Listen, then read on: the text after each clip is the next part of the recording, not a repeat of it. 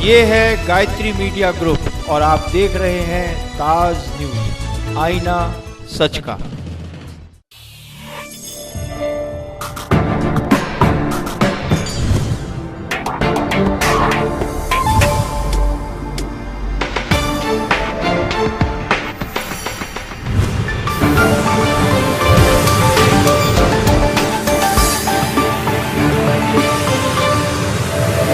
नमस्कार, ताज न्यूज के इस बुलेटिन में स्वागत है आपका। मैं हूं मीनू सिंह और आई खबरों की शुरुआत करते हैं सुर्खियों के साथ।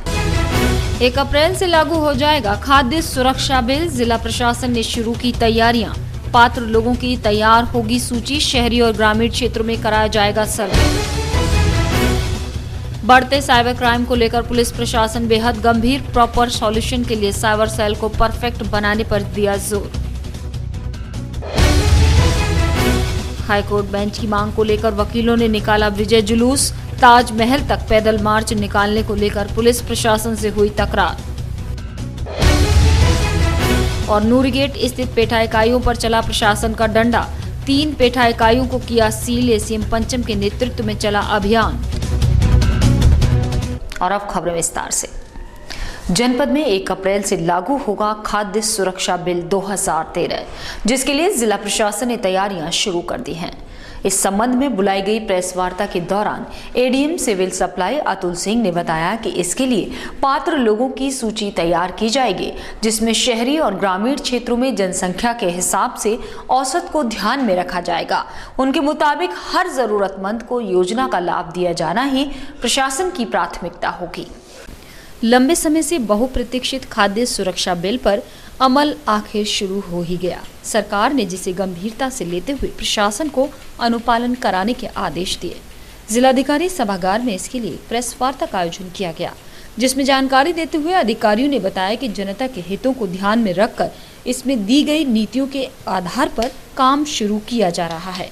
1 अप्रैल से इसे प्रभावी होना है, जिसके संबंध में 2 फरवरी से 20 फरवरी तक ऑनलाइन आवेदन किए जा सकेंगे। प्रशासन ने अन्य टर्म्स एंड कंडीशंस की भी जानकारी दी। खाद्य सुरक्षा बिल तो हमारा 2013 के पास हो चुका है, उसी को लागू करना है। 1 अप्रैल से लागू होगा। इसके तहत जितने अंत्योदय लाभार्थी हैं, बीपीएल लाभार्थी हैं, उनके अलावा एक पात्रता का क्राइटेरिया बना हुआ है। उस पात्रता के क्राइटेरिया के अंदर का जितने भी लोग आएंगे उन सभी को शामिल किया जाएगा। ये इसका एक टाइम शेड्यूल बनकर शासन से ही आया हुआ है। इसमें इस टाइम शेड्यूल के अनुसार शहरी क्षेत्र और रूरल में सारी कार्रवाई 2 तारीख तक प्रशिक्षण कार्य किया जाना है। शहरी क्षेत्र में 3 तारीख को सूचियों का प्रकाशन किया जाएगा। इसमें आपको बता दें कि 3 तरह की सूचियां हमें शासन से ग्रामीण क्षेत्र के लिए प्राप्त हुई हैं। एक इंक्लूजन लिस्ट है, एक एक्सक्लूजन लिस्ट है और तीसरी रिमेनिंग लिस्ट है। तो इंक्लूजन लिस्ट में जो पात्र माने गए हैं वो लोग शामिल हैं। तो इसमें सर्वे ये किया जाएगा। इसमें बैठक में सूची, खुली बैठक होंगी, 2 बैठकें आयोजित होंगी, उनमें सूची भी पढ़ी जाएगी, आपत्तियां इनवाइट की जाएंगी। और जो पात्र लोगों की सूची है, इसमें हमें अपात्र छांट के अलग करना है। अपात्र लोगों की सूची जो है उसमें हमें पात्र छांटने हैं, जो एक्सक्लूजन लिस्ट है, और रिमेनिंग लिस्ट में भी हमें अपात्र छांट के अलग करने हैं। और फिर एक फाइनल सूची, फिर इसका सर्वे करा के, आपत्तियों का सर्वे करके इसका निस्तारण किया जाएगा। खंडपीठ की मांग कर रहे अधिवक्ताओं ने कमिश्नरी से लेकर ताजमहल तक विजय जुलूस निकाला, जिसके जरिए उन्होंने राज्य और केंद्र सरकारों तक अपनी आवाज पहुंचाने का प्रयास किया। उनका ये कार्यक्रम ओबामा के दौरे को ध्यान में रखकर प्लान किया गया था, लेकिन अमेरिकन राष्ट्रपति का कार्यक्रम बेशक टल गया हो, पर वकीलों ने अपनी बात पर कायम रहते हुए हाईकोर्ट बेंच के लिए जोरदार प्रदर्शन किया। हाईकोर्ट बेंच की मांग कर रहे वकीलों ने पुरानी मंडी चौराहे पर जमकर प्रदर्शन किया। अपने पूर्व नियोजित कार्यक्रम के तहत जनपद के विभिन्न बार एसोसिएशंस के अधिवक्ता कमिश्नरी पर सुबह से जमा होना शुरू हो गए थे। खंडपीठ की मांग कर रहे वकील मंडलायुक्त कार्यालय से जब ताजमहल की ओर मार्च कर रहे थे तो उन्हें पुरानी मंडी चौराहे पर ही रोक दिया गया, जिससे उनमें भारी नाराजगी थी।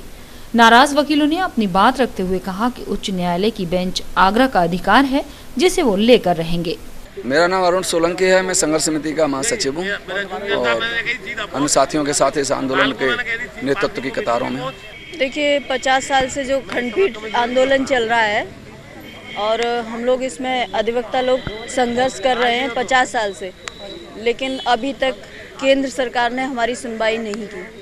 और आज जो 27 तारीख का हमारा आंदोलन था, वो ओबामा जी आने वाले थे, इसलिए उनका घेराव करने के लिए, उनको ये बात कहने के लिए कि कम से कम मुख्यमंत्री प्रधानमंत्री से हमारी बात को पहुंचाएं। उन्हें हमें कोई भी नुकसान पहुंचाने का मतलब नहीं था, केवल अपनी बात को पहुंचाने का मतलब था कि प्रधानमंत्री तक हमारी बात पहुंचे और ये जल्दी से जल्दी खंडपीठ यहाँ बने। देखिए, ये आंदोलन आज से नहीं, मैं सन 80 में प्रैक्टिस में आया था तब से चला आ रहा है। 84 में पदयात्रा भी की गई थी दिल्ली तक की, और ये हमारा एक अधिकार है, उसे मांग रहे हैं। हम स्ट्राइक नहीं कर रहे। स्ट्राइक के लिए लोग हमको बदनाम करते हैं कि अधिवक्ता स्ट्राइक करके बैठ जाते हैं। हम अपने अधिकार की लड़ाई लड़ रहे हैं कि हमारी बेंच, हाई कोर्ट की जगह हमारी बेंच तो दे दीजिए। अगर आप हाई कोर्ट नहीं दे पा रहे हैं तो कम से कम बेंच तो लौटा दीजिए।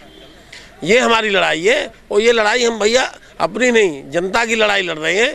जैसे जनता को, राजनीतिक नेताओं को, उनको लड़नी चाहिए, उसे हम लड़ रहे हैं। इससे हमारा कोई स्वार्थ सिद्ध नहीं हो रहा। ना हम प्रैक्टिस करेंगे, जब तक बनेगी तब तक कम से कम 10 साल लग जाएंगे। उम्र इतनी है तो 70 को हो जाएंगे तो डुगडुगी हलेगी, हम क्या प्रैक्टिस करेंगे उस समय। देखिए, आज हमने विजय जुलूस के रूप में अपना प्रदर्शन जो यहाँ पर ताजमहल पर रखा था, उसमें आज हमने विजय जुलूस के रूप में मनाते हुए कमिश्नरी से ताजमहल तक मार्च किया है। सभी अधिवक्ताओं ने, उसमें जिले के सभी अधिवक्ता और सारी कमिश्नरी और तहसील के अधिवक्ता उसमें शामिल रहे हैं। और विजय जुलूस के रूप में आज हमने पैदल मार्च करके राज्य सरकार और केंद्र सरकार तक अपनी बात रखी है।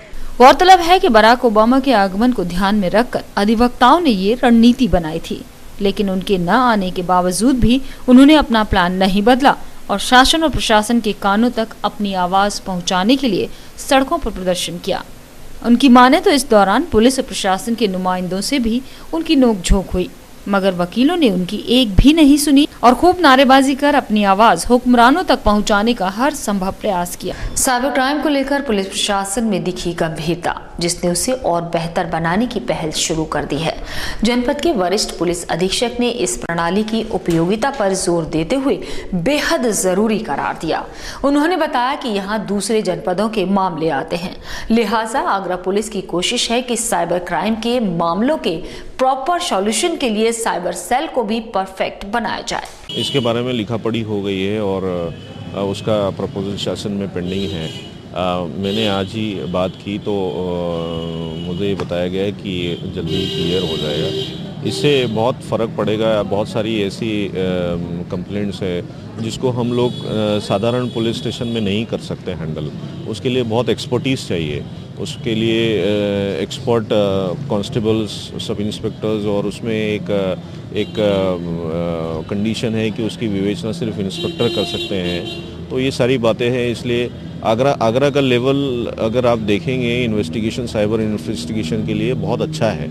मैं चाहता हूँ उसको और बढ़ाया जाए ताकि इसका एक नाम हो, यानी आगरा का साइबर इन्वेस्टिगेशन में काम नाम हो। तो वो हम अपनी तरफ से एक पहल कर रहे हैं। क्राइम अपराध से संबंधित कितने मामले एक साल में दर्ज हुए करीब? साइबर क्राइम से जी, साइबर क्राइम से संबंधित बहुत सारे मामले दर्ज हुए। अगल बगल के जनपद के भी लोग कभी कभी यहाँ पे आ जाते हैं साइबर क्राइम के मामले में, और ये फैसिलिटी अवेलेबल होना आगरा में बहुत जरूरी है। नूरीगेट स्थित पेठा इकाइयों की मनमानी पर अंकुश लगाने के लिए प्रशासन के आदेश के बाद एसीएम पंचम के नेतृत्व में नगर निगम और प्रदूषण नियंत्रण बोर्ड टीम द्वारा छापामार कार्रवाई की गई। इस कार्रवाई के चलते दुकानदारों में आनन फानन में अपनी दुकानें बंद कर दी।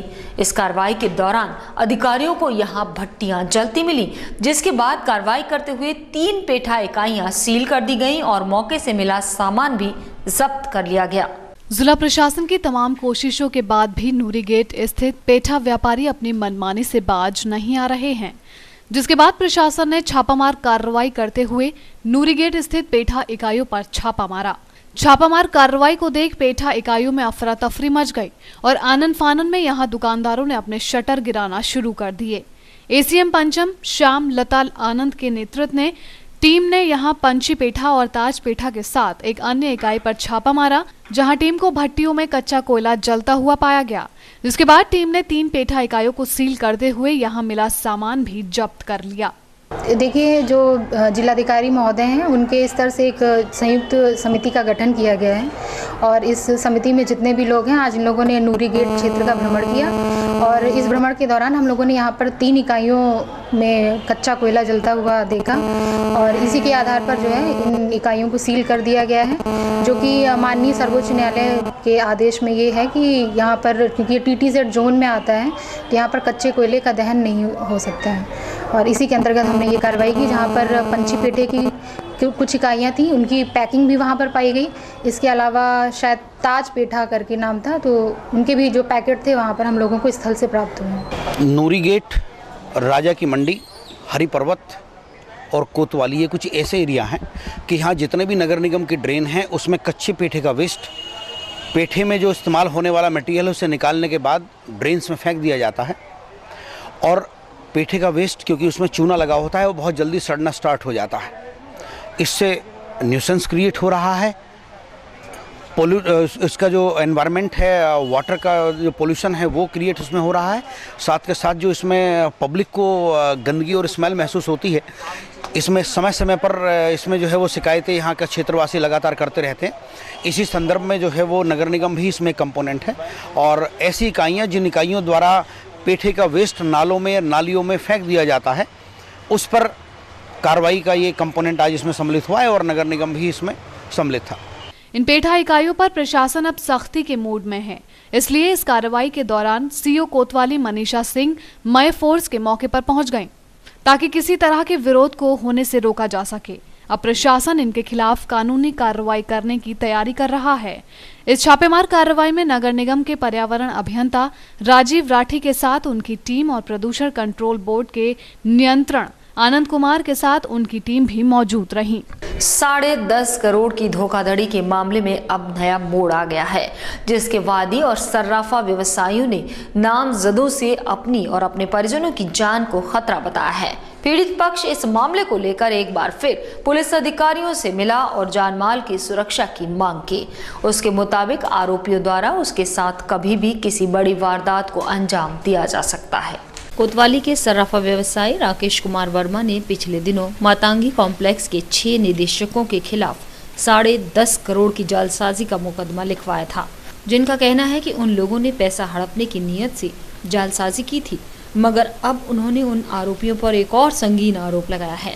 पुलिस अधिकारियों से शिकायत करने वाले राकेश वर्मा का कहना है कि अब उनके परिजनों की जान को खतरा है।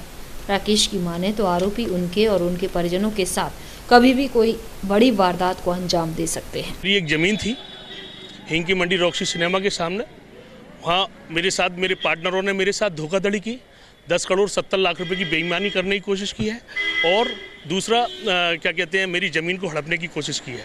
सारे फर्जी त्यागपत्र वगैरह उन्होंने किए हैं, तो माननीय न्याय के आधार पर मुकदमा दर्ज हो गया है। मुकदमा दर्ज होते ही वो लोग बौखला गए हैं, इसलिए मेरे पुत्रों की मुझको जान से मारने का, अपहरण कराने का पूरा प्रयास कर रहे हैं। वो कभी भी अपनी घटना घटित करा सकते हैं, अपने द्वारा या अपने गुर्गों के द्वारा। इस आशंका के चलते राकेश ने एक बार फिर से पुलिस अधिकारियों के दफ्तरों के चक्कर काटना शुरू कर दिए हैं।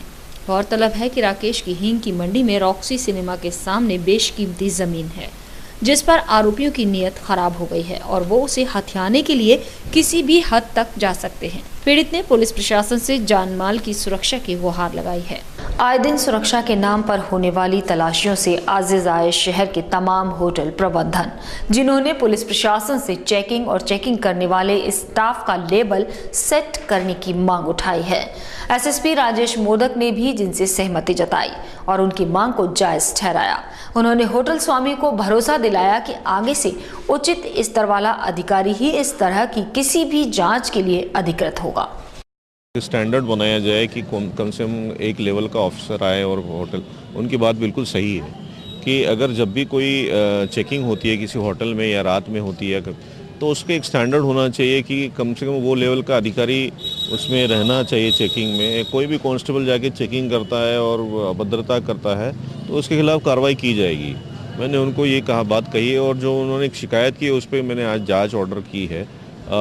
CO लोहा मंडी को मैंने जांच दी है और अगर उस जांच में ऐसा ही पाया जाता है कि कोई अभद्रता हुई तो उनके खिलाफ कार्रवाई की जाएगी। अपने सेंटर पॉइंट से चारों ओर 15 किलोमीटर शहरी आबादी में फैला आगरा मात्र एक सड़क से अपनी सांस लेता है, जिसे इस शहर के दिल की धड़कन भी कहते हैं। हम बात कर रहे हैं राष्ट्रपिता के नाम पर बने एमजी रोड की, जो फिलहाल वाहनों के भार से करहा रहा है, जिसे हमारे देश प्रदेश के नेताओं से राहत मिलने के आश्वासन तो मिल जाते हैं, पर उस पर अमली जामा अभी तक किसी ने पहनाना मुनासिब नहीं समझा, जिसके चलते इस शहर की धड़कन दिन ब दिन धीमी होती जा रही है। देखिए ताज न्यूज की ये खास रिपोर्ट। एमजी रोड, जिसे आगरा शहर की धड़कन भी कहते हैं, जिस पर जाम लगने से ना जाने कितने लोगों के काम समय पर पूरे नहीं हो पाते और ना जाने कितनों के काम बिगड़ भी जाते हैं, कितनों की जान नहीं बच पाती और ना जाने कितनों का भविष्य बनते बनते रह जाता है। कहने को तो ये सिर्फ एक सड़क है, लेकिन गौर से देखा जाए तो ये सड़क हर एक की जिंदगी में ऐसी भूमिका निभाती है जिस पर चलकर व्यक्ति अपने भविष्य बनाता है, अपनी मंजिल तय करता है।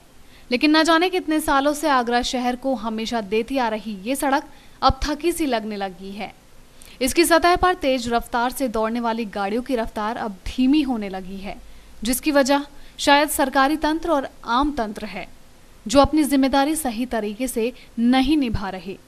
महात्मा गांधी मार्ग की लंबाई और चौड़ाई आज भी वही है जो शुरुआत में हुआ करती थी, जबकि इस पर दौड़ने वाले वाहनों की संख्या पहले से कई गुना बढ़ गई है और वाहनों की लगातार बढ़ती संख्या इस सड़क पर हर रोज जाम के हालात बना देती है, जिसके चलते अब तक जिन वाहन स्वामियों को राहत देते हुए ये सड़क अपने स्थानों तक पहुंचाती थी, आज उसी को जाम की वजह से बुराई उठानी पड़ रही है। राज्य सरकार और जिला प्रशासन को जल्द ही इस ओर कुछ कदम उठाना होगा, नहीं तो अब तक जाम से जूझती ये सड़क वाहनों के भार को उठाने के चलते बदसूरत नजर आने लगेगी। राजनीतिक गलियारों में सन 2017 विधानसभा चुनावों की तैयारियों की सुगबुगाहट आना शुरू हो गई है और इसी के साथ कुछ राजनीतिक पार्टियों की सच्चाई भी निकलकर सामने आ रही है, जिसका असर कुछ ऐसा दिख रहा है कि कल तक जो अपनी पार्टी की खातिर मरने मारने के लिए तैयार थे, वही लोग आज अपनी पार्टी को गलत कहकर पार्टी पर जनता से धोखेबाजी करने के आरोप लगा रहे हैं। राजनीति भी क्या खूब चीज बनाई है, जिसमें रहने वाला व्यक्ति कब और कौन सा रूप दिखाएगा कहा नहीं जा सकता और ना ही इस बात का पता लगाया जा सकता है कि वो जो पहले कह रहा था वो सच था या फिर जो आज कह रहा है वो सच है। अब जरा इन्हें ही देख लीजिए। आगरा की सड़कों पर कुछ समय पहले नारेबाजी करते और अपने नेता के कदम से कदम मिलाकर चलते ये लोग किसान शक्ति जे पार्टी के कार्यकर्ता हैं। अब इन्हें देखिए, ये भी वही किसान शक्ति जे पार्टी के कार्यकर्ता हैं जो पहले अपने नेता और पार्टी के लिए अपनी जान न्यौछावर करने के लिए तैयार थे, लेकिन अब ये लोग अपनी पार्टी से इस्तीफा दे रहे हैं, साथ ही पार्टी पर जनता को धोखा देने के आरोप भी लगा रहे हैं। से आया हूँ, अलीगढ़ में मेरा गांव गभाना पड़ता है। वहाँ किसान शक्ति जे पार्टी ने जैसे आगरा में लूटपाट की, ऐसे ही मेरे यहाँ पर हम लोगों को फंसाया, वहाँ से पैसा लेकर आए और आज जब उन लोगों का विरोध किया इस पैसे के मामले में, तो उन्होंने हमें ये बहुत बड़ा एक तोहफा भेजा। किसी के पास 10 लाख का गबन का रसीदों का भेजा, किसी के पास 10 लाख का, 6 लाख का। इस तरह से ये लोग झूठे आरोपों में हम लोगों को फंसाने की कोशिश कर रहे हैं। महज एक लुटेरी पार्टी है। किसी भी तरह से इन्होंने हमें झांसे में दे देकर सारा काम ऐसे ही करा लिया और बाद में सब धन इकट्ठा करके आगे पीछे हो जा रही हूँ। क्योंकि यहाँ मेरे साथ भी महिलाओं को तमाम टॉर्चर किया गया, इन लोगों के पैसा तमाम लूट के और बहन जी यहाँ से ले गई, धोखा दे के कि हम मकान दिलवाएंगे, हम आपके यहाँ काम कराएंगे, और कोई आज तक काम नहीं है। जब काम के लिए कहा गया तो इन लोगों और लोगों को, जैसे हमारे नेता हैं, सब लोगों के पास ये नोटिस भेज दिया गया है। हाँ, सबने इस्तीफा दे दिया, सबके पास ये नोटिस आया, किसी 17 लाख का, किसी 13 लाख का। अलीगढ़, एटा, मथुरा और जिला आगरा सभी है उसी में। हम किसी के ऊपर कोई आरोप नहीं लगा रहे और ना ही किसी को गलत साबित कर रहे हैं, लेकिन हम उन लोगों को, उन मतदाताओं को, उन भोली भाली जनता को ये ज़रूर बताना चाहते हैं कि वो अपनी समझदारी का प्रयोग करें, बिना सोचे समझे किसी के बहकावे में ना आए और जनता को धोखा देने वाले लोगों से सावधान रहे, सतर्क रहे, क्योंकि किस चेहरे के पीछे क्या छिपा है कहा नहीं जा सकता, जिसका उदाहरण किसान शक्ति जे पार्टी और उसके कार्यकर्ताओं ने दिया है। भले ही किसान शक्ति जे पार्टी को छोड़ चुके ये लोग आज किसान शक्ति पार्टी को गलत बता रहे हों, लेकिन ये भी हो सकता है कि ये सब कोई राजनीतिक खेल हो, क्योंकि 2017 के चुनाव नज़दीक हैं और हर कार्यकर्ता इन दिनों अपनी पकड़ मतदाताओं और राजनीतिक दलों में मजबूत करता है, जिससे उसको भोली जनता के वोटों के दम पर चुनावी मौसम में लाभ कमाना होता है। दक्षिणांचली ग्रामीण क्षेत्रों से बिजली के बिलों के द्वारा राजस्व प्राप्त करने की समस्या को हल करने के लिए विभाग ने विद्युत मित्रों की भर्ती की है, जो आगामी दिनों में ग्रामीण क्षेत्रों में बिजली के बिल घर घर तक पहुंचाएंगे और उनकी पूरी लिस्ट विभाग को देंगे, जिससे ग्रामीण उपभोक्ताओं को बिजली के बिल समय पर मिल सकेंगे और विभाग को उसका राजस्व। दक्षिणांचल विद्युत वितरण निगम ने अपने विभाग के बिजली के बिलों को उपभोक्ताओं तक समय पर पहुंचाने और उनसे बिल भुगतान के बाद राजस्व की वसूली को लेकर विद्युत मित्रों की भर्ती की है। DVVNL ने ग्रामीण क्षेत्रों में लगभग 600 विद्युत मित्रों की भर्ती की है। प्रत्येक विद्युत मित्र एक ग्राम पंचायत की जिम्मेदारी संभालेगा और बड़ी ग्राम सभा होने पर 2 विद्युत मित्र इस जिम्मेदारी को निभाएंगे। विद्युत मित्रों की ये भर्ती अस्थायी भर्ती है, जिसके लिए विभाग विद्युत मित्र पद पर तैनात व्यक्ति को योग्यता और उसके काम करने की क्षमता के अनुसार वेतन देगा। फिलहाल दक्षिणांचल ने अपने विभाग के ग्रामीण इलाकों में बिल न पहुंचने की समस्या का समाधान विद्युत मित्रों की भर्ती करके खोजा है। अब देखना होगा कि ये कितना कारगर साबित हो पाता है। और इसी खबर के साथ रुक रहे हैं एक छोटा सा ब्रेक लेने के लिए।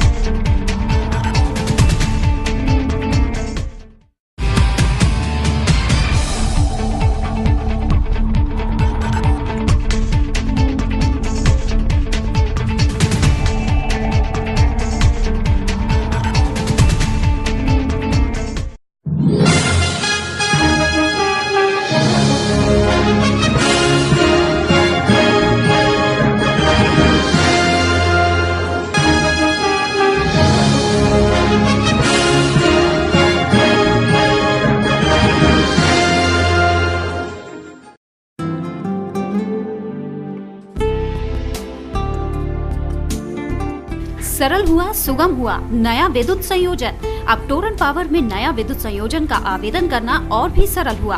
आप निम्नलिखित दस्तावेजों के साथ हमारे किसी भी ग्राहक सेवा केंद्र में संपर्क करें और शीघ्र नया संयोजन पाएं, जैसे ग्राहक द्वारा भरा हुआ आवेदन पत्र, परीक्षण पत्र, लाइसेंस, विद्युत ठेकेदार द्वारा प्रमाणित आवेदक का एक पासपोर्ट साइज फोटो, पहचान पत्र की प्रतिलिपि, यदि उपभोक्ता गरीबी रेखा के अंतर्गत है तो BPL राशन कार्ड की प्रतिलिपि। जहां संयोजन अपेक्षित है उस जगह पर कोई बकाया राशि न होने का घोषणा पत्र 10 रुपए के स्टाम्प पेपर पर, अपेक्षित परिसर का स्वामित्व प्रमाण पत्र की प्रतिलिपि या उसके अभाव में 100 रुपए के स्टाम्प पेपर पर क्षतिपूर्तिबद्ध पत्र। यदि आवेदक उस परिसर का स्वामित्व नहीं है तो स्वामित्व प्रमाण पत्र के साथ मालिक द्वारा प्रमाणित अनापत्ति प्रमाण पत्र।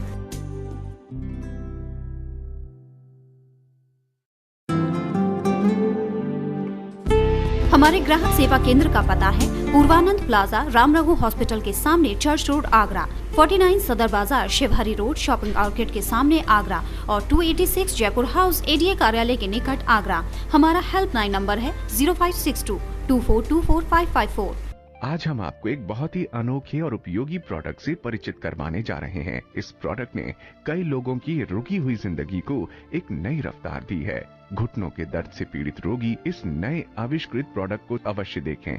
ये है पैरागॉन का पॉलीसेंट्रिक नी कैलिपर। अभी तक भारत में ऐसा कोई मेडिकल उपकरण नहीं बना है जो अंदर और बाहर की तरफ मुड़े हुए घुटनों में पहनाया जा सके। PMR के डॉक्टर्स तथा इंजीनियर्स लंबे अनुसंधान के बाद लाए हैं बिना ऑपरेशन अथवा चीर फाड़ के दर्द में राहत। ये पूर्णतः एक मैकेनिकल इंस्ट्रूमेंट है जिसके इस्तेमाल से शरीर को कोई नुकसान नहीं, कोई साइड इफेक्ट नहीं, सिर्फ फायदा ही फायदा है। ये प्रोडक्ट एक विशेष प्रकार के एल्यूमिनियम का बना हुआ होता है। इसकी पैडिंग स्पेशल नियोप्रिन मटेरियल से बनी हुई है, जिसके अंदर का हिस्सा वेलक्रो कंपैटिबल जापानीज क्लॉथ से बना हुआ है, जबकि इसके बाहर का हिस्सा स्किन कंपैटिबल क्लॉथ से बना हुआ है, जो त्वचा को किसी भी प्रकार का नुकसान नहीं करती, ताकि मेटल आपके शरीर को टच न करे। और इस पर स्ट्रैप्स लगी होती हैं, जिससे आप इसे टाइट और लूज कर सकते हैं। ये पहनने में भी काफी हल्का है। इसमें साइड में एक जॉइंट होता है, वो भी एल्यूमिनियम का ही होता है। ये कैलिपर एक ऑफ लोडर कैलिपर है, अर्थात इसके द्वारा शरीर के वजन को जांघ से पिंडली पर शिफ्ट किया जा सकता है। इस प्रोडक्ट की सबसे अच्छी बात यह है कि ना तो कड़वी दवा का झंझट, ना उनके साइड इफेक्ट्स, ना ऑपरेशन का बड़ा खर्च। बस पैरागॉन पॉलीसेंट्रिक नी कैलिपर पहनो और फिर से जमाने के साथ कदम से कदम मिलाओ। इस प्रोडक्ट का कोई साइड इफेक्ट, कोई भी नुकसानदायक प्रभाव शरीर पर नहीं पड़ता है। और सबसे बड़ी बात यह है कि ये घुटनों के किसी भी प्रकार के विकृति को, चाहे वो वायरस हो या वाल्गस, ये हर प्रकार की विकृति को दूर करता है। ये प्रोडक्ट पेशेंट्स के पैरों के नाप के अनुसार ही बनाया जाता है। हमें पूर्ण विश्वास है कि आपको ये प्रोडक्ट बेहद पसंद आएगा। परंतु किसी कारणवश अगर आपको ये प्रोडक्ट पसंद नहीं आया तो 15 दिनों के अंदर आप इसे हमें वापस भेज सकते हैं और हम आपकी 50% राशि आपको वापस कर देंगे। इस प्रोडक्ट के मेटल पार्ट्स पर 6 माह की वारंटी है। इस प्रोडक्ट का कोड है PKCS02। अगर आप एक पैर के लिए ऑर्डर करते हैं तो इसकी कीमत है मात्र 7,990 रुपए। Free home delivery. दोनों पैरों के लिए इसकी कीमत है मात्र 15,980 रुपए। Free home delivery. हमारे यहाँ सभी प्रकार के दर्द का निवारण आधुनिक मशीनों द्वारा किया जाता है। संपर्क करें Sonam physiotherapy and acupressure centre, B8 Pratap Nagar, south garden के सामने, Jaipur house, Agra. Sai Asha properties AD approved कोठी प्लॉट्स खरीदने व बेचने के लिए संपर्क करें। ताज नगरी 2 में AD अप्रूव्ड प्लॉट्स के लिए संपर्क करें।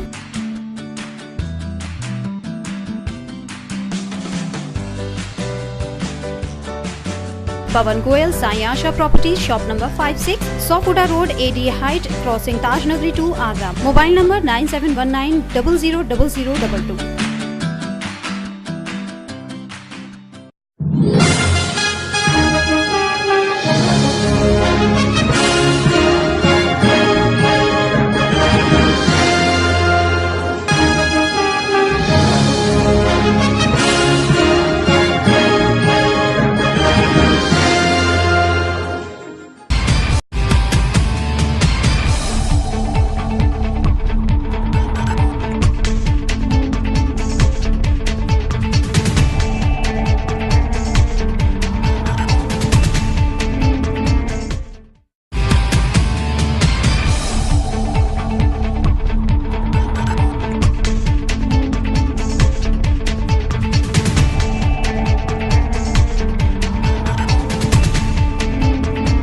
ब्रेक के बाद अगली खबर।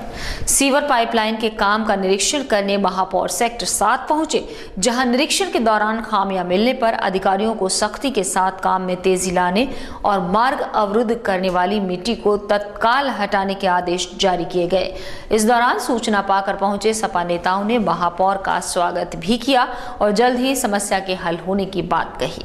आवास विकास में सीवर की समस्या काफी पुरानी है, इसलिए जलकल ने अभी हाल ही में यहां नई सीवर पाइपलाइन बिछाने का काम किया है, लेकिन वाटर वर्क्स की पाइपलाइन लीकेज होने के कारण यहां की मिट्टी लोगों के लिए मुसीबत बनी हुई है। तो वहीं एकत्रित मिट्टी के कारण आए दिन लोग गिरकर घायल हो रहे हैं। ऐसी ही समस्याओं को दूर करने के लिए महापौर सेक्टर 7 पहुंचे और यहां की समस्याओं का जायजा लिया। महापौर का कहना था कि यहां की समस्याओं के बाद सभी अधिकारियों को हिदायत दे दी गई है कि जल्द ही इन समस्याओं का समाधान किया जाए। सेक्टर 7 और सेक्टर 6 में मेरा आना हुआ है। सेक्टर 6 में जो सीवर लाइन डाली जा रही है उसकी वजह से काफ़ी मिट्टी बाहर निकली पड़ी है, इससे मार्ग अवरुद्ध हो रहा है और चूंकि बारिश हो गई है उससे लोगों को दिक्कत आ रही है। 1-2 जगह पानी लीकेज हो रहा है जिसको हमने नोट करवाया है और ये ठीक रही है। मैंने जबकि पहले पूर्व हिदायत दे रखी है, कोई पानी लीकेज होती है, कुछ होता है, उसका तत्काल सूचना देनी चाहिए। अभी तक किसी संज्ञान नहीं लिया इसका। आज हम उनको निर्देशित करेंगे तत्काल उसकी जानकारी ली जाए और पानी लीकेज उसे बंद किया जाए और ये मिट्टी के ढेर लगे उसको तत्काल उठवाने का अभी आज हम निर्देश करेंगे और मैंने संबंधित अधिकारी बुलाया इसमें। महापौर के दौरे की सूचना पाकर कुछ सपा नेता भी वहां पहुंच गए, जिसके बाद सपा नेताओं ने महापौर का स्वागत किया। सपा नेताओं ने महापौर को माला पहनाते हुए क्षेत्र का दौरा करने पर धन्यवाद भी दिया और महापौर के आने से यहां के हालात जल्द बदलने की बात भी कही। मैं तहे दिल से शुक्रिया अदा करता हूं सबसे पहले मेयर साहब का कि उन्होंने हमें समय दिया। सेक्टर 7 सेक्टर 6 का जनमानस आज तिराए कर रहा है। यहाँ के जो एसोसिएशन है, यहाँ पे जो मार्केट है, जो रोज़वारी की ज़िंदगी है, रोज़ का कमाना और अपना व्यापार नहीं चला पा रहे लोग। कल 2-4 बुजुर्ग भी इस रोड पे गिर चुके हैं। जैसा कि आपके माध्यम से मैंने दिखाया है यहाँ पे कि यहाँ पे विकास का कार्य रुका पड़ा हुआ है, जबकि यहाँ के मेयर बीजेपी समाजवादी पार्टी के आज मेयर हैं हमारे और जैसे कि आप देख रहे हैं यहाँ के पार्षद बीजेपी के, यहाँ का सांसद बीजेपी का, यहाँ तो और यहाँ का एमएलए बीजेपी का, लेकिन उनके पास इतनी निधि नहीं है अपनी सरकारी कि वो इस रोड को सही करा पाएँ। अभी भी आने वाले टाइम पे ये लोग इस बात का वेट के वॉच कर रहे हैं, इस बात का यहाँ पे वेट कर रहे हैं कि साहब यहाँ पे कोई बहुत बड़ा हादसा हो जाए, उसके बाद ये कार्य कराया जाए। महापौर के इस दौरे के दौरान नगर निगम के जूनियर इंजीनियर राजपति भी मौजूद रहे, जिन्होंने जल्द काम को पूरा करने की बात कही। पूरे देश ने 66वां गणतंत्र दिवस धूमधाम के साथ मनाया। इस दौरान तमाम राजनीतिक दलों ने भी एकता और ईमानदारी की कस्में खाईं, लेकिन गण और तंत्र से बने इस गणतंत्र को राजनीति ने ही बदनाम कर दिया है, जिसके चलते बड़े बड़े घपले करने वाले राजनेता और सरकारी मशीनरी ने गणतंत्र के मायने बदल दिए हैं, जो आम आदमी को सजा और पहुंच वाले लोगों पर महज जांच तक सिमटा देता है। इस मुद्दे पर ताज न्यूज ने बात की कई लोगों से, आप भी सुनिए उनका क्या कहना था।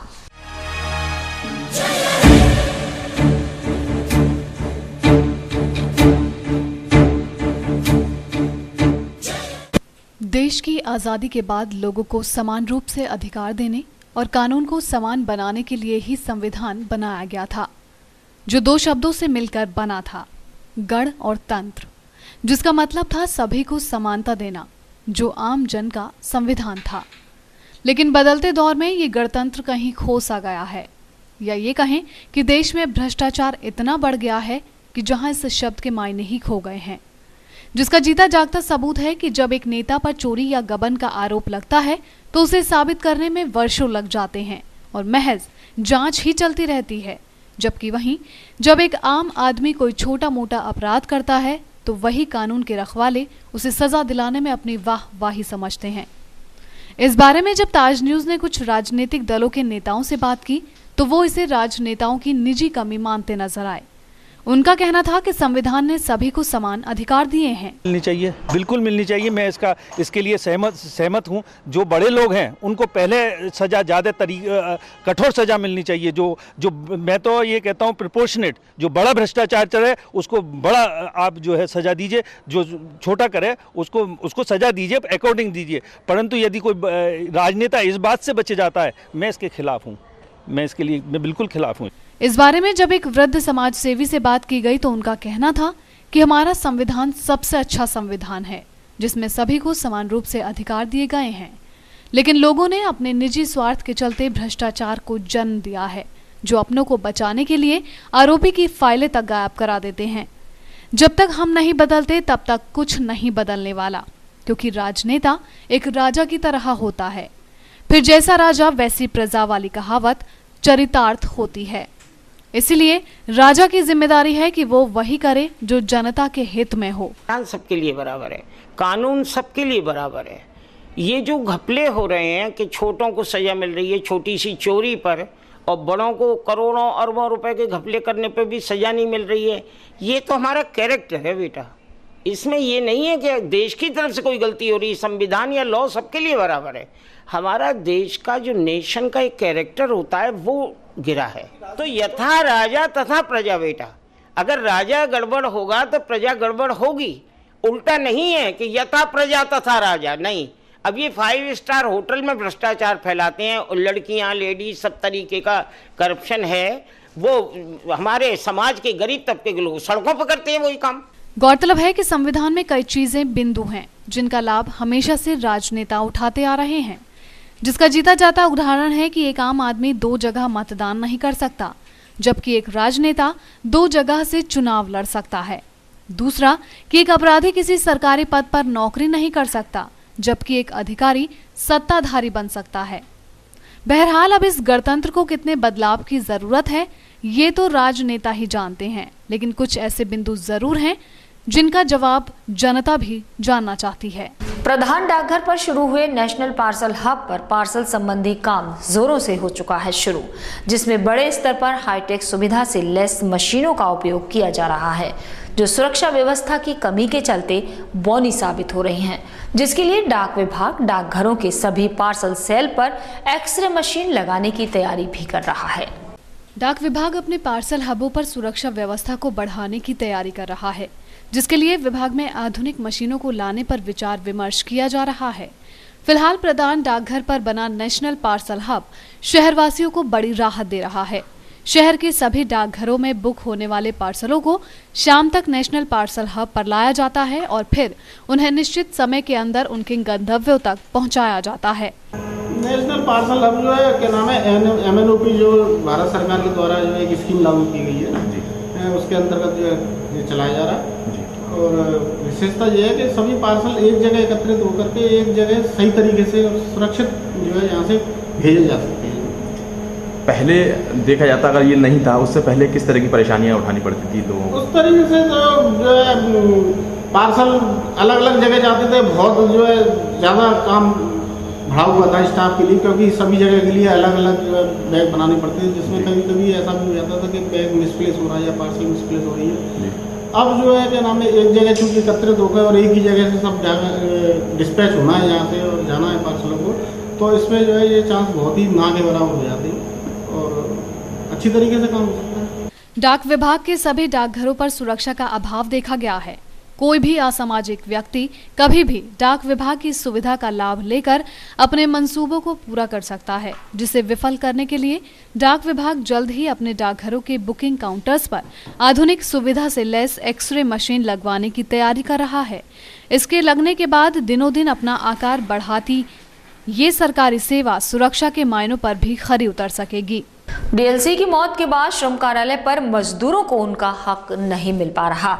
श्रम कार्यालय पर मजदूरों को मिलने वाले लाभ की प्रक्रिया को दलालों ने हाईजैक कर लिया है और इस काम में विभागीय लोग बराबर की भागीदारी निभा रहे हैं, जिसके चलते सरकार की लाभकारी योजनाओं का लाभ असली मजदूरों के बजाय पैसा लेकर बनाए गए नकली मजदूरों को दिया जा रहा है। श्रम कार्यालय पर खड़ी ये गाड़ी उप श्रम आयुक्त रमेश चंद्र यादव की है, जिन्होंने सिर्फ एक बार इसकी सवारी की थी, जो उनकी मृत्यु के दिन से लावारिस खड़ी है। अब इस गाड़ी की देखभाल करने वाला कोई नहीं और शायद उसी दिन इस विभाग में सरकारी योजनाओं के असली लाभार्थियों को लाभ दिलाने वाला भी कोई नहीं है। श्रम कार्यालय पर डीएलसी की मौत के बाद से मजदूरों को मिलने वाले लाभ की प्रक्रिया को दलालों ने कब्जा लिया है और इस अतिक्रमण में विभाग के लोग बराबरी की भूमिका निभा रहे हैं। नहीं, ऐसा ये बीओसी कंस्ट्रक्शन जो देख रही है अपना बिल्डिंग कंस्ट्रक्शन का जी, ये अलग डिपार्टमेंट है, लेबर डिपार्टमेंट से अलग, ठीक है, लेकिन ये संरक्षण पूरा लेबर डिपार्टमेंट का है जी। इसमें जो एक्ट पे लिखा हुआ था जो आदमी जो बिल्डिंग कंस्ट्रक्शन काम कर रहा है उसे कम से कम 90 दिन होना चाहिए, ठीक। जब इसकी भरमा जब ज़्यादा सरकार का दबाव पड़ा तो श्रम प्रबंधन अधिकारियों ने जाकर बिल्डिंगों में इनके जो है निरीक्षण करके जो है कार्ड बनवाए गए थे जी। वर्तमान में पोजीशन ये आ गई है कि अब सरकार अपनी तरफ से पैसा फूंक रही है, साइकिल दे रही है, बहुत सी सुविधाएं दे रही है। जब लोगों के बीच चीज़ गई तो लोग आज जो है बगैर जो है कोई बिल्डिंग में ना काम करने वाला है ना कुछ करने वाला है, वो दलालों के माध्यम से अपने जो है आता है तो दलाली करके वो 500 रुपये के आसपास आती थी दलाली, और दलाली ले 500 रुपये जो होता है वो आपस में बंटवारा होता है। अब इसकी जवाबदेही कौन देगा? जवाबदेही जो डिपार्टमेंट करेगा, या तो जाँच होनी चाहिए इसकी।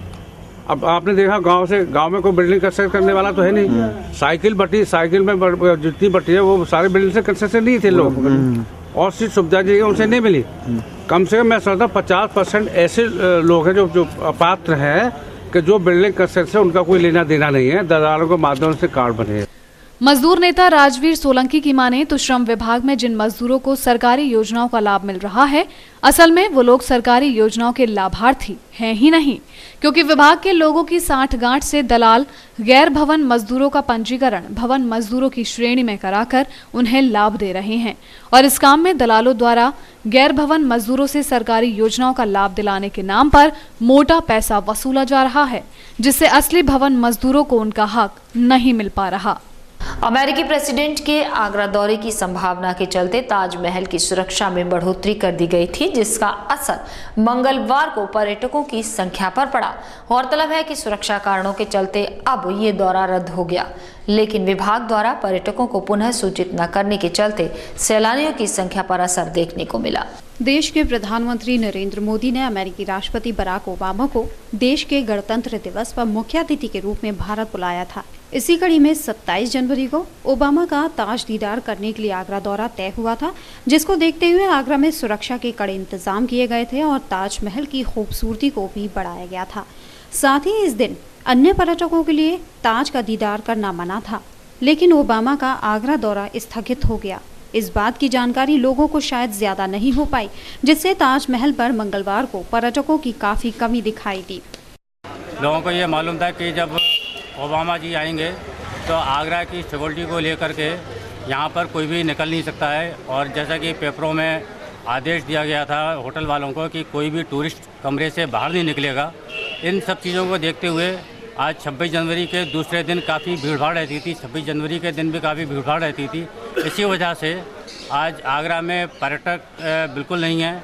आगरा प्रशासन ने आम लोगों को तो ये सूचना काफ़ी पहले ही दे दी थी कि ओबामा आगरा आ सकते हैं, लेकिन शायद उनके न आने की सूचना को वो आम जनमानस तक पहुंचाने में फेल हो गए, जिससे ताजमहल पर पर्यटक कम ही नजर आए।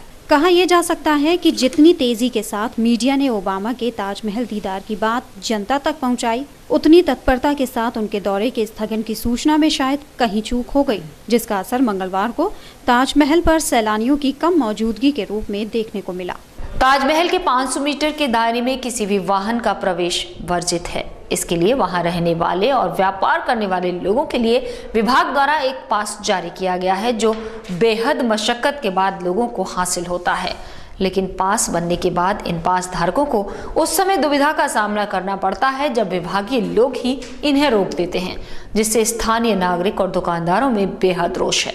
सुप्रीम कोर्ट के आदेश अनुसार ताजमहल की सुरक्षा को ध्यान में रखते हुए ताज परिसर के 500 मीटर के दायरे में किसी भी प्रकार का कोई वाहन प्रवेश नहीं कर सकता, लेकिन विभाग ने क्षेत्रीय निवासी और ताज परिसर के व्यापारियों की समस्या को समझते हुए ताज परिसर में प्रवेश के लिए एक पास जारी किया था। ये पास केवल क्षेत्रीय निवासी और ताज परिसर के व्यापारियों को ही मिलता है, लेकिन इस पास को पाने के लिए खासी मशक्कतों का सामना करना पड़ता है, क्योंकि इस पास के बनवाने के समय आरटीओ विभाग पास मांगने वालों के सभी दस्तावेज जैसे पहचान पत्र, निवास प्रमाण पत्र, गाड़ी की आरसी के प्रति लिपि लेते हैं। इतना सब करने के बाद ही विभाग इस पास को इशू कराता है। वहीं ताज परिसर में सुरक्षा कर्मी पास धारकों के प्रवेश पर भी कभी कभार प्रतिबंध लगा देते हैं और उनसे आईडी की मांग करते हैं। अभी 2-3 दिन पहले की बात है सर, मैं यहाँ से निकल रहा था आर के स्टूडियो बेरियल से, वहाँ पे मेरे को रोका, उन्होंने मुझे बोला पास कहाँ है, मैंने पास दिखा दिया। अब बोले आप मेरे को अपनी आईडी दिखाओ, तो मैंने एक बात बताइए, पास जो बनता है बिना आईडी के बन जाता है क्या? परेशानी ये आती है, पास होते समय भी ये बोलते हैं आईडी दिखाइए, आईडी दिखाते हैं, तो आईडी में भी थोड़ी सी कमी निकालते हैं, आपका फोटो वगैरह सही नहीं है, फिर जाने से मना कर देते हैं, कोई लौट जाते हैं, कभी कभी छोड़ देते हैं। सबसे पहली बात तो ये है कि पास बनने की एक प्रक्रिया होती है। जिस समय पास बनवाने जाया जाता है तो उससे पहले एक फॉर्म मिलता है। अब सोचने वाली बात यह है कि जब पास धारक विभाग से सभी पुष्टियां करवा के इस पास को लाता है, तो क्या सुरक्षा कर्मियों को उनसे आईडी की मांग करनी चाहिए? वहीं यदि पास धारकों पर आईडी नहीं है तो उनको प्रवेश भी नहीं करने दिया जाता, जिससे क्षेत्रीय निवासी और ताज परिसर के व्यापारियों में पुलिस प्रशासन की मनमानी को लेकर काफी रोष देखने को मिला। अब देखने वाली बात यह है कि प्रशासन इस मामले में कब तक कार्यवाही करता है। ताजमहल की खूबसूरती को बरकरार रखने और बढ़ाने के लिए एएसआई द्वारा मरम्मत का कार्य जारी है, लेकिन इस कार्य को ओबामा दौरे के चलते रोक देना पड़ा था। अब जब ये दौरा रद्द हो चुका है तो विभाग द्वारा ये कार्य एक बार फिर से शुरू हो चुका है। करीब 400 सालों से अपनी गरिमा को बिखेरती ये संगमरमरी मोहब्बत की निशानी ताजमहल, जिसके दीदार की चाह हर किसी के दिल में होती है, आज कमज़ोर पड़ने लगी है। ताजमहल की मुख्य मीनारें समय के बीतने के साथ कमज़ोर हो गई थी, जिसके बाद विभाग का ध्यान इस ओर गया। बीते दिनों ICRDI की टीम ने इस मीनार का मुआयना किया और जल्द से जल्द इसकी मरम्मत को कहा, तो वहीं विभाग ने इसकी मरम्मत का काम शुरू करा दिया था। लेकिन अमेरिकी राष्ट्रपति बराक ओबामा के आगरा आगमन की संभावना के चलते इस मरम्मत कार्य को रुकवाना पड़ा था, ताकि ओबामा जब ताज दीदार के लिए आए तो उन्हें ताज का वास्तविक रूप देखने को मिल सके। साथ ही इस मरम्मत कार्य को रुकवाने का एक कारण ओबामा की सुरक्षा भी था। वहीं ओबामा का आगरा दौरा बीते दिनों रद्द हो गया, जिसके बाद अब विभाग ने एक बार फिर इस मीनार की मरम्मत का काम शुरू करा दिया है। मरम्मत कार्य में मीनार के जो पत्थर चटक गए हैं उन्हें भी बदला जाएगा, साथ ही मीनार पर जो काले पत्थर से लेख लिखे थे उन्हें भी सही किया जाएगा। अधिकारियों की माने तो अब ये मरम्मत कार्य मार्च तक पूरा कर लिया जाएगा।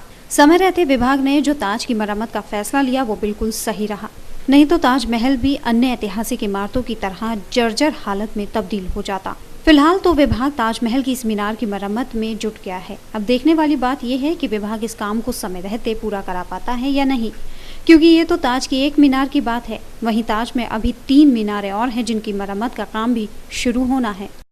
पूरे रिवायत के साथ मनाया गया हजरत वासिफ हुसैन शाह रहमतुल्लाह का 70वां उर्स, जिसमें आए लोगों ने पूरी शिद्दत के साथ उर्स में शिरकत की। हकीमान हॉस्पिटल रोड पर बनाए गए इस उर्स के बारे में सज्जादा नशीं सैयद इरफान अहमद सलीम ने सारे रिवाज पूरे किए और 2 दिवसीय उर्स के पहले दिन कुल की रस्म अदा की। आज यहाँ हॉस्पिटल रोड गड़ैया हकीमान पर हजरत वासिफ हुसैन शाह रहमतुल्लाह अलैह का 70वां उर्स बड़े जोशो खरोशो पूरे शान शौकत के साथ मनाया जा रहा है। इस मौके पर ये 2 दिवसीय प्रोग्राम था, जिसमें पहले दिन गुस्ल की रस्म अदा की गई, उसके बाद लंगर हुआ और रात को महफिल समा हुआ। आज दूसरा दिन है और कुल की जो है रस्म अदा की जा रही है। शाम को असर के बाद नमाज असर जो है चादर पेश की गई और उसके बाद महफिल समा, जिसमें कव्वाल हजरात ने अपने अपने कलाम से नजराने अकीदत पेश किया और इस उर्स के अंदर सभी मजहबों के लोग, सभी अकीदे के लोग बड़ी तादाद में शिरकत फरमाते हैं और बड़ी अकीदत के साथ और हस्ब हिदायत और हस्ब रिवायत के मुताबिक इसको अंजाम तक पहुंचाते हैं।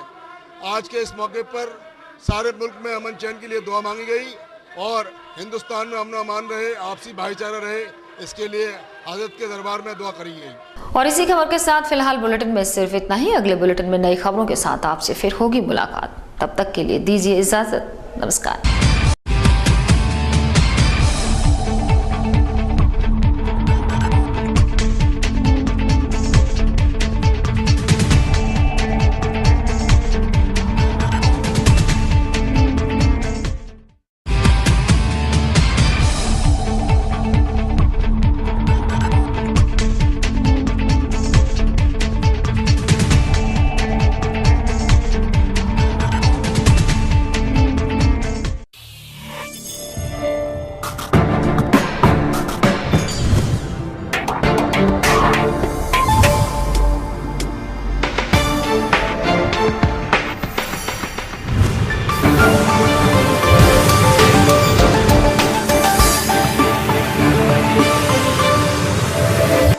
ये है गायत्री मीडिया ग्रुप और आप देख रहे हैं ताज न्यूज, आईना सच का।